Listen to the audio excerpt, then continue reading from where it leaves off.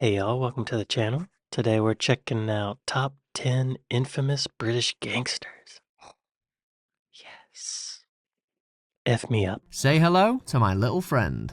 Welcome to Watch Mojo UK, and today we'll be counting down our picks for the top 10 infamous British gangsters. And he just fights. He just fights and fights and fights. Before we begin, we publish new content every day, Bronson. so be sure to subscribe to our channel and ring the bell to get notified about our latest videos. For this list, we take a look at the most ruthless and notorious gangsters in modern British history. Cool. The worst crime a man can commit is bringing his family up in poverty. So I don't regret any of my actions. I don't know who that quote was from, but he said the worst crime you can commit is to bring your family up in poverty. I disagree. Offhand, I can't think of any British gangsters. I just can think of some American ones like Al Capone, Whitey Bulger, is that his name? Meyer Lansky, maybe? I don't know. Let's see. Number 10. Lenny McLean. Lenny McLean. Frequently dubbed the hardest man in Britain, McLean was known to most people simply as the Governor. While his gangster credentials aren't as prominent as some, he did become Britain's most famous bare-knuckle street fighter, and reportedly one of the best. Throughout his career, McLean said to have fought in almost 4,000 matches, and to have won most of them. I'm confused because this guy is on Lock, Stock, and Whatever Barrels, that Guy Ritchie film, but he looks exactly like the actual guy. Is that the actual guy in the film? Is he in the film? I'm confused. Did Guy Ritchie get an actual gangster to play a gangster in his film? Lenny McLean? Oh my god. He was born in London in 1949. He was arrested for petty crimes while in his teens and served 18 months in prison. After his release, he worked as a professional boxer and bouncer. McLean was again arrested in 1992 after a man he ejected from a club died of injuries, which were later determined to be caused by mishandling from the police officers who had arrested him after the ejection. After serving another 18 months for GBH, I don't know what that is, he went into acting.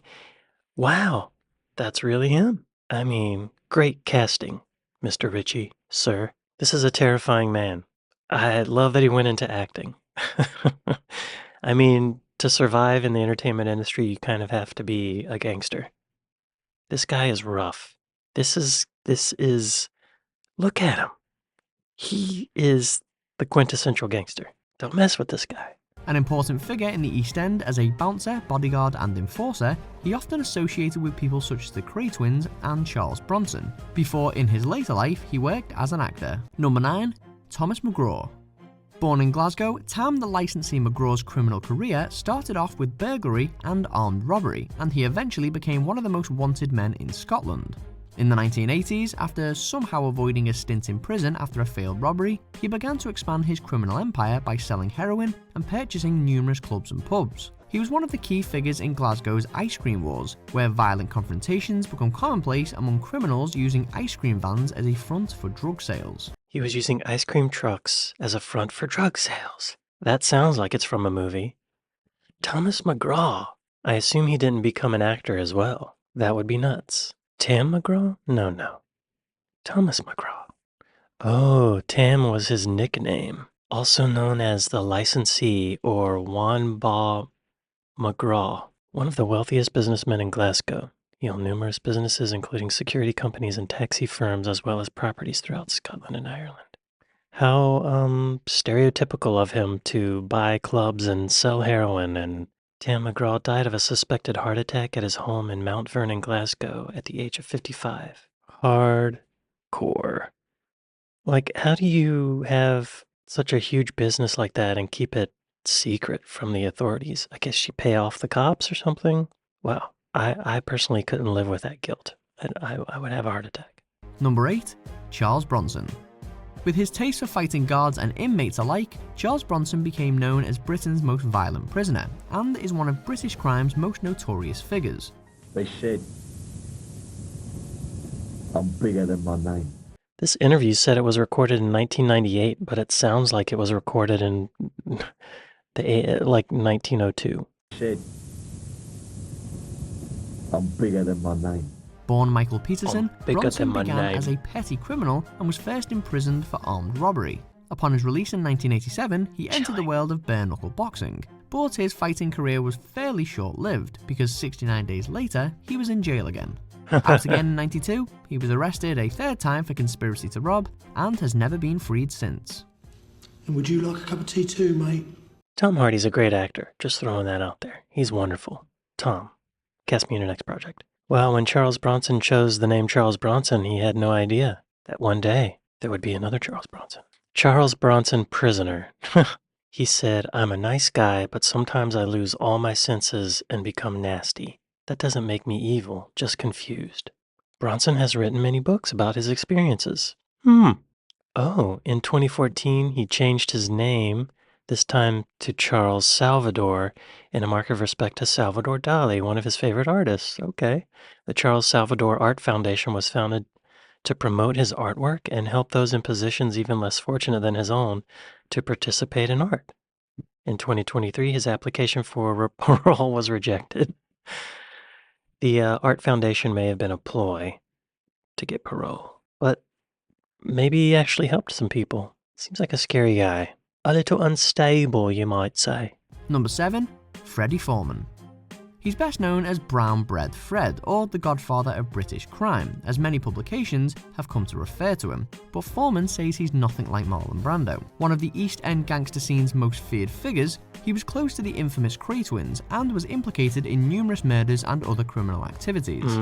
Though never actually convicted of killing anybody, he was sentenced to 10 years in prison for disposing of the body of Jack the Hat McVitie, and later in relation to 1983's Shoreditch Security Express robbery. Freddy Foreman. Never heard the name. I like the alliteration. So he wasn't convicted of murder, but he was convicted of disposing of a body. Seems like a technicality. Oh, there's a documentary about him, a biopic called Fred. Came out in 2018. In 2018, it was reported Foreman was living in a nursing home with no money, estranged from his family. I bet he has plenty of money, it's just hidden. Number 6. Tommy Comerford. The hometown of the Beatles has had its share of shady characters. This includes one of the first big business criminals to establish in England the kind of international drug trafficking network that you perhaps usually link to a mob overseas. Drug baron Tommy Tucker Comerford was instrumental in forming the first serious drug dealing cartel in Britain, which made the Liverpool Mafia the richest in the country. His first stint in jail came after a bank robbery, and during his long criminal career, he was sentenced to more than 34 years behind bars. Tommy Comerford. That name does sound familiar, doesn't it? I mean, to me. How would you know what's in my brain? He passed away in 2003. Wow, I wonder if he ever had any run-ins with any of the Beatles folks. Liverpudlians are supposed to be so friendly. I guess he was an outlier. I mean, you could be friendly and kill people, I guess. But that's, complicated. Number 5. Desmond and Dominic Nan. These two brothers were the head of one of Manchester's most infamous and ruthless gangs, which by the late 1990s had become one of the most notorious crime families in the whole of Britain. Involved in drug trafficking, nightlife security and armed robbery, the Noonans' reign over Manchester's underworld lasted over 20 years. During that time, they were also suspected of being responsible for more than 25 murders. Desmond was stabbed in 2005 and died of his wounds, while Dominic is currently serving 22 years in prison for arson, blackmail and sex offences. Shut up, I'll send someone out, I'll beat you up in a minute. Yeah, this guy seems... yeah, that's scary. This other dude that's with him has the most terrifying face. This guy. This.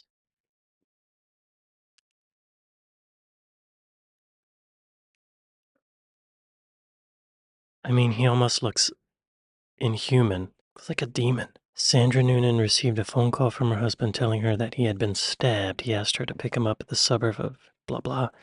When she arrived to pick him up, Noonan was lying unconscious. She called for an ambulance, but Noonan died of his wounds. I guess, why wouldn't he call emergency services himself? Instead, he called his wife. I guess he didn't want to get the authorities involved. Dominic Noonan, what's he up to now? In 2016, Noonan was sentenced to 11 years in prison after being convicted of arson, blackmail, and perverting the course of justice. In May 2018, he was convicted of 13 historic sex offenses against underage males and was given a further 11 years. Wow. Number 4. Frankie Fraser. One of the most recognisable faces in modern British crime, Mad Frankie Fraser was a guy you didn't want to cross. And the nickname is not just for show. He was actually certified insane during a short prison stint after World War II, a conflict he'd managed not to take part in by deserting. Fraser eventually became an enforcer for the Richardson gang during the 60s and was reportedly involved in numerous episodes of torture and murder. So I allegedly pulled a guy's teeth out with pliers. Oh my I god. only wished it had been true. His violence followed him in prison, where he would often start fights with other inmates and guards. I don't understand how gangsters get away with bragging about what they've done and then they don't get in trouble for it. He just admitted to putting an axe in someone's head. So this guy was certified insane when he was in prison the first time, and they let him out, and he did more murders. I guess they have the money to get good lawyers. Mad Frank was officially mad, certified. Number 3. The Gunn Brothers. Heads of the Bestwood cartel, named after the Bestwood estate in Nottingham where they set up their criminal enterprise, brothers David and Colin Gunn became the city's foremost gang lords. Drug trafficking, protection rackets, corruption and murder became commonplace under their watch, so much so that the city earned the nickname of Shottingham. As their empire grew and drugs flowed in, Colin started becoming more and more violent and volatile, as steroids and cocaine use heightened his worst impulses. Under his watch, even innocents would pay the price of his crimes. This guy looks the part. The Gunn Brothers. Great name. Almost a little too on the nose, but good. Oh my god. Ex-cartel boss who bit off man's eyelids and lips tells people to stay away from crime. David Gunn spoke about the pitfalls of life and crime and urged people to stay away from it and focus on living life on the straight and narrow. If only he learned this when he was a child. He's probably applying for parole. Get a job and make your mom and dad proud. I drill that into my grandchildren. Not literally, though, I imagine. Maybe. Oh, after a seemingly drunk man knocked into a table with Gunn's 9-year-old daughter on it before belting her in the eye while his family had been having lunch, Gunn was informed of the situation before he took matters into his own hands. Gunn said, "My pal has got one of them," referencing a gun, "but I said it's not a murder, mate, let me beat him. So I've bit his eyelids off and his lips off and swallowed them, but that's what I had to do, because he had cut my daughter's eyes, so I thought I'm going to scar you for life, mate." Gunn was sentenced to 4 years and 9 months for the attack. Can you imagine thinking I'm going to bite this person's eyelids and lips off, and that's a logical response? At least he was taking care of his daughter. I'll give him that. Number 2.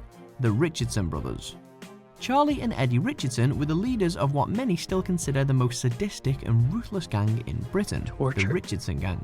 They were often simply referred to as the Torture Gang due to their preferred way of settling scores and intimidating rivals and transgressors. Dang. After holding mock trials, their victims could be subject to electric shocks, teeth pulling using pliers, toe cutting, or even being nailed to the floor.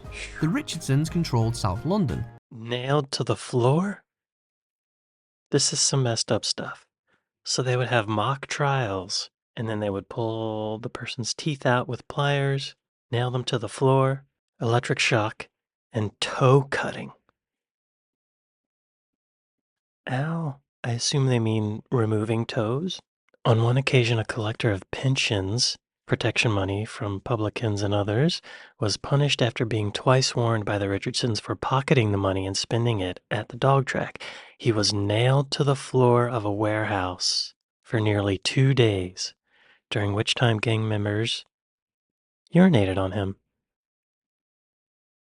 I don't want to kink shame, but that's not cool. Yeah, I could see why these guys are number 2, because that's some extremely sadistic stuff. Putting an axe in someone's head like Frankie did is one thing.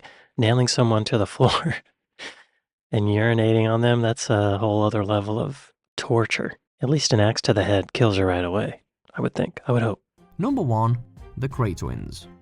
The most infamous gangsters to ever call London home, Ronnie and Reggie Cray were the most prominent criminals in the city's East End of the 1950s and 60s. Armed robbery, hijacking, murder and general violence were only some of the brothers' specialities, while heads of their own gang, the Firm. As owners of several nightclubs in the 60s, they became part of the swinging London scene and gained a certain amount of celebrity, even appearing on national television. but Wow. they were finally arrested in 1968 and essentially spent the rest of their lives in prison. Do you agree with our picks? Check Yeah. out these other great clips from WatchMojo UK. So Tom Hardy's done at least a couple films playing gangsters. That's kind of cool. That's good casting. Again, it's mind-boggling that they were able to essentially function in public and do all these things and get away with it. A large part of their fame was due to their non-criminal activities as popular figures in the celebrity circuit, being photographed by David Bailey on one or more occasion and socializing with lords, MPs, socialites, and show business characters, including Frank Sinatra. He's no stranger to gangsters. Peter Sellers, Joan Collins, Judy Garland. They were the best years of our lives. They called them the swinging 60s. The Beatles and the Rolling Stones were rulers of pop music. Carnaby Street ruled the fashion world, and me and my brother ruled London. We were effing untouchable. Oh. They were seen as an example, albeit a perverse one, of the meritocracy that was to replace the traditional class system. Interesting. Ooh, they had an alliance with American Mafia. Meyer Lansky and Angelo Bruno. The conduit between Lansky and the Crays was George Raft, a declining Hollywood actor whom the Crays idolized for his performance as the hitman Guino Rinaldo in the film Scarface, 1932 version. Wow. So this actor who played a gangster became a gangster for the Cray brothers. Life imitates art once again. Wow. I can see why these guys were rated as number one, because this is some deep, thick, sadistic manipulation. Ronnie suffered a heart attack in 1995 and died 2 days later at the age of 61.